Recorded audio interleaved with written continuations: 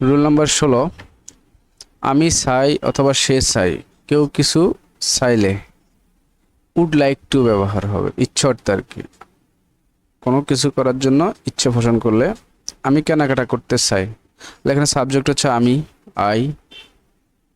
যেহেতু এটা চাই, সেহেতু চাইয়ের জন্য উড লাইক, কি চাই, কেনাকাটা, কেনাকাটা টু শপ। আমি নিজেকে ব্যাখ্যা করতে চাই, সাবজেক্ট আই, চাইয়ের জন্য উড লাইক, কি করতে চাই, ব্যাখ্যা করতে, টু এক্সপ্লেইন, কাকে, নিজেকে, সেজন্য মাইসেলফ।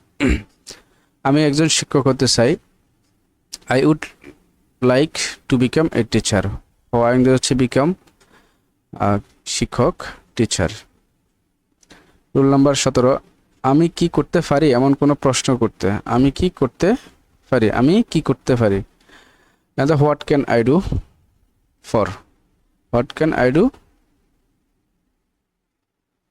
আমি তোমার জন্য কি করতে, what can I do for you, what can I do for you. আমি তাকে সন্তুষ্ট করতে কি করতে পারি, what can I do to make him satisfy, তাদেরকে থামানোর জন্য আমি কি করতে পারি, what can I do to stop them.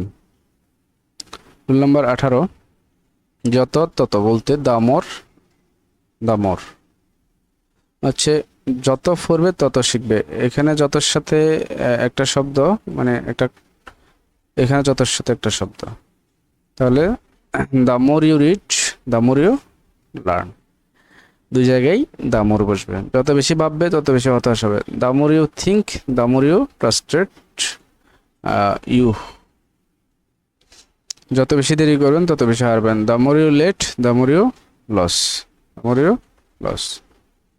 তাহলে এখানে যত এবং তত এরকম বাক্যে, কোনো বাক্যে যত তত থাকলে দ্য মোর দিয়ে শুরু হবে, প্রথমটাও দ্য মোর, দ্বিতীয়টাও দ্য মোর। আমি যদি ধনী হতাম, I wish I were rich, সে যদি আসতো, আই উইশ শি কেম। আমি যদি ইংরেজি বলতে পারতাম, I wish I could speak English.